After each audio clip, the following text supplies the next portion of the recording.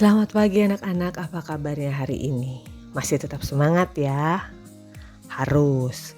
Di hari Selasa ini kita akan belajar bahasa Indonesia di tema ke-6 di subtema yang pertama. Tema 6 itu tentang energi. Subtema yang pertama kita akan membahas tentang sumber energi. Apa sih sumber energi itu? Kalau penasaran, kita akan belajar. Tapi sebelum belajar kita berdoa dulu, mohon bimbingan Tuhan. Yuk sikap berdoa yang baik, tangan di depan dada, matanya ditutup, kita akan berdoa. Dalam nama Bapa dan Putra dan Roh Kudus, amin. Selamat pagi Yesus, selamat pagi Roh Kudus. Terima kasih untuk udara yang masih boleh kami hirup di pagi hari ini. Terima kasih untuk segala rezeki dan berkat yang telah Kau berikan untuk kami di hari ini. Bapa, kami mohon bimbinglah dan tuntunlah kami pada hari ini di dalam setiap langkah dan laku kami, sehingga kami dapat sesuai dengan menjadi ciptaan-Mu. Ya Tuhan, berkatilah akal dan budi kami dalam belajar hari ini. Semoga kami dapat belajar dengan baik, sehingga kelak ilmu kami dapat kami pergunakan untuk kemuliaan nama-Mu. Doa ini kami panjatkan melalui perantaraan Putra-Mu terkasih Tuhan kami Yesus Kristus. Amin. Santa Melania, doakanlah kami. Amin. Dalam nama Bapa dan Putra dan Roh Kudus. Amin. Nah, setelah kalian berdoa, sekarang kita akan lanjut lagi di pembelajaran kali ini. Ibu harapkan nanti kalian dapat memahami informasi tentang sumber energi yang terdapat di dalam sebuah teks. Kalau kalian sudah paham, nanti kalian dapat menceritakan informasi tentang sumber energi yang terdapat di dalam teks bacaan. Ya, seperti apa kalian akan mengenalinya dulu. Yuk kita dengar dulu apa sih yang dimaksud dengan sumber energi. Subtema kita membahas tentang sumber energi. Apa itu sumber energi? Sumber energi adalah semua benda yang menghasilkan energi. Contohnya, ada air, udara, tumbuhan, dan hewan. Ketika kita berbicara tentang sumber energi, maka kita akan mengetahui bahwa matahari adalah sumber energi terbesar di bumi. Ya, mengapa dia menjadi sumber energi terbesar di bumi? Karena matahari menghasilkan energi cahaya dan panas. Energi cahaya dan panas tersebut kemudian sangat berguna bagi tumbuhan untuk membantu proses fotosintesis. Nah, dari proses fotosintesis inilah tumbuhan menghasilkan makanan dan oksigen. Selain untuk tumbuhan, matahari juga berguna sebagai sumber kehidupan di bumi. Karena itulah matahari disebut sebagai sumber energi terbesar di bumi. Nah, tadi kita sudah membahas tentang sumber energi. Tetapi tidak hanya matahari saja sebagai sumber energi. Nah, kita akan bahas satu persatu. Ya, sekilas tentang matahari sudah, kita akan melihat tentang matahari yang lebih dalam lagi. Perhatikan ya. Setelah tadi kalian mengenal sedikit tentang matahari sebagai sumber energi terbesar di bumi, maka kita akan mengetahui matahari juga bisa menjadi sumber energi listrik. Bagaimana caranya? Ya, sumber energi listrik dari matahari itu akan dijadikan energi listrik dengan menggunakan pembangkit listrik tenaga surya atau yang disebut dengan solar panel. Nah, lihat gambar yang Ibu berikan. Di situ ada solar panelnya, kemudian ada mataharinya. Ya, melalui PLTS atau solar panel tersebut, energi cahaya matahari diubah menjadi energi listrik.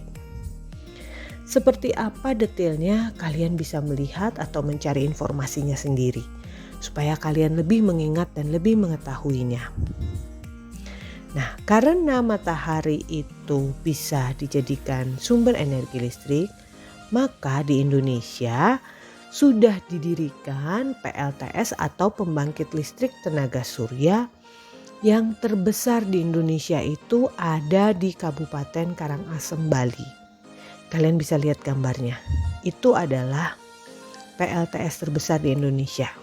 Ya, adanya di Kabupaten Karangasem, Bali. Nah, berbicara masih tentang matahari lagi. Tadi sudah dikatakan di awal bahwa matahari itu merupakan sumber energi terbesar di bumi yang menghasilkan cahaya dan panas. Kalau kalian ingin membuktikan bahwa cahaya matahari ada sumber panas dengan cara mengumpulkan cahaya matahari ke kaca pembesar dan mengarahkan kumpulan cahaya itu ke kapas. Kalian bisa mencoba melakukan percobaannya. Pada saat nanti kalian ada cahaya matahari, bila di rumah kalian mempunyai kaca pembesar, kalian bisa melakukan percobaannya. Ya, boleh dibantu oleh orang tuamu ya. Nah, itu adalah tentang matahari. Contoh sumber energi yang lain adalah air. Seperti apa ya? Dengarkan. Sumber energi berikutnya adalah air. Air yang paling utama adalah sebagai sumber energi bagi tubuh. Mengapa? Tubuh kita akan lemah jika kekurangan air. Karena itu, air adalah sumber energi bagi tubuh. Tubuh kita memerlukan 3 liter air per hari. Wah, banyak sekali ya. Ya, karena kita memerlukan 3 liter per hari, kita harus melestarikan sumber energi air. Cara melestarikan sumber energi air adalah dengan 1. Merawat dan memelihara tanam-tanaman, melakukan penghijauan, tidak membuang sampah dan limbah ke sumber air, dan menggunakan air secukupnya. Mengapa kita harus menggunakan air secukupnya ya? Ya, kita wajib menghemat air karena tidak semua tempat tersedia air bersih yang cukup. Sedangkan dari awal tadi Ibu sudah bilang bahwa air adalah sumber energi bagi tubuh. Kita sudah tahu akibatnya apa jika kita kekurangan air. Jadi kita wajib menghemat air. Sumber energi yang berikutnya atau pemanfaatan sumber energi dari air. Seperti apa ya? Yuk kita lihat. Sumber energi air selain bagi tubuh juga bisa dimanfaatkan untuk kehidupan. Seperti apa ya? Nah, sumber energi air itu bisa dimanfaatkan untuk menjadi energi listrik. Bagaimana caranya? Air kok bisa menjadi energi listrik? Nah, pemanfaatan energi air sebagai sumber energi listrik prosesnya. Yang pertama, air ditampung di sebuah bendungan, lalu dialirkan. Nah, yang kedua, aliran ini akan memiliki kekuatan energi kinetik atau energi gerak. Nah, yang ketiga, energi kinetik air ini akan menggerakkan kincir atau turbin. Keempat, gerakan kincir air akan menggerakkan generator listrik. Nah, generator inilah yang membangkitkan energi listrik. Jadi, energi air bisa menjadi sumber energi listrik, yaitu ada prosesnya ya. Nah, tadi di awal dikatakan ada bendungan. Apa itu bendungan? Ya, bendungan atau waduk itu adalah tempat yang dimanfaatkan untuk menghasilkan energi listrik. Biasanya kemudian disebut sebagai pembangkit listrik tenaga air atau PLTA. Di daerah Jawa Barat banyak sekali PLTA, ya. Ada PLTH Jatiluhur salah satunya. Nah, itu adalah pemanfaatan air sebagai sumber energi. Nah, ada sumber energi lagi yang lain. Apa saja ya? Yuk Perhatikan. Sumber energi yang berikutnya adalah udara. Udara adalah sumber energi.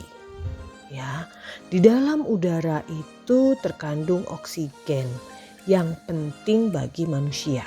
Jadi udara itu mengandung oksigen yang penting bagi manusia. Nah, selain itu, udara juga dapat dimanfaatkan untuk menghasilkan energi listrik. Seperti apa ya? Ya, kita memanfaatkan udara yang bergerak. Apa itu udara yang bergerak? Udara yang bergerak disebut bayu atau angin. Nah, angin inilah yang memiliki energi kinetik. Apa itu energi kinetik? Seperti Ibu bilang tadi. Ya, energi kinetik adalah energi gerak. Nah, energi kinetik ini menggerakkan kincir. Kincir angin kemudian dapat menggerakkan generator listrik. Nah, energi yang dimanfaatkan dari udara yang bergerak ini disebut dengan PLTB. Apa itu PLTB? PLTB adalah pembangkit listrik tenaga bayu. Nah, di mana adanya PLTB ini? Di Indonesia yang terbesar terdapat di Sidrap, Sulawesi Selatan. Ya, pembangkit listrik tenaga bayu terbesar di Indonesia terdapat di Sidrap, Sulawesi Selatan. Nah, itu adalah contoh sumber energi. Masih ada nggak sih sumber energi? Ada sumber energi lainnya apalagi ya? Penasaran nih.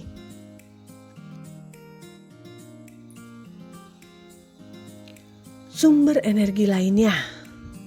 Sumber energi lainnya artinya adalah sumber energi yang berguna bagi seseorang atau bagi sesuatu. Contohnya yang pertama adalah makanan. Makanan adalah sumber energi bagi tubuh.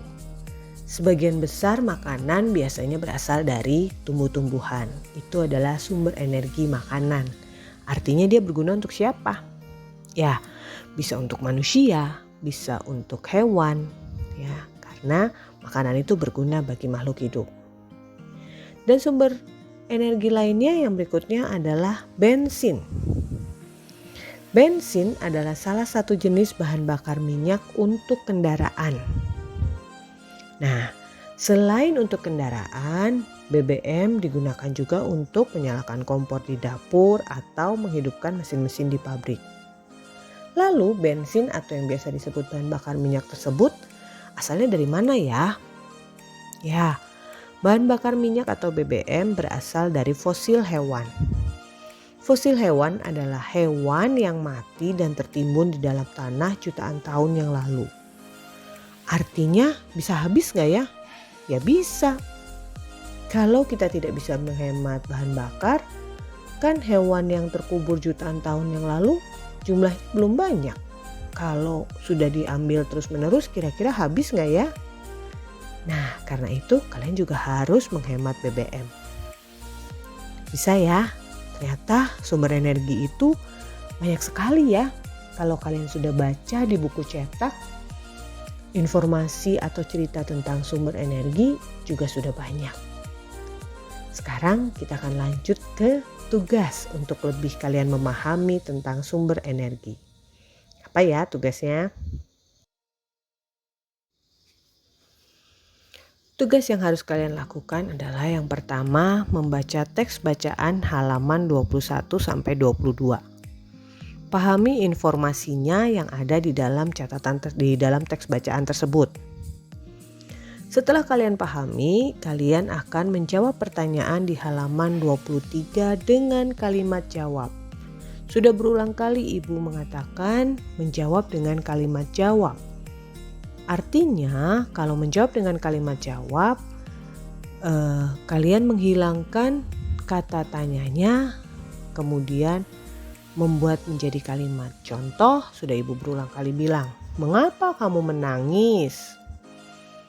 Kata tanya apa? Mengapa? Mengapanya dihilangkan. Kamunya berubah menjadi aku. Aku menangis karena terjatuh dari kursi. Nah, jadi bukan menjawabnya, mengapa kamu menangis? Karena aku terjatuh. Tidak, itu belum lengkap. Tapi yang lengkapnya, mengapa kamu terjatuh? Mengapa kamu menangis? Aku menangis karena terjatuh. Itu cara menjawab dengan kalimat jawab. Bisa ya? Harus bisa. Nah, jangan lupa kalian menulisnya dengan tulisan sambung. Setelah selesai, jangan lupa beri garis tutup dan jangan lupa beri hari dan tanggal. Bisa ya? Kalau kalian sudah bisa, artinya kalian sudah paham dengan materi hari ini tentang sumber energi. Kalau kalian sudah paham, Ibu akan mengakhiri pembelajaran. Kita akan berjumpa lagi besok di materi yang lainnya. Selamat pagi.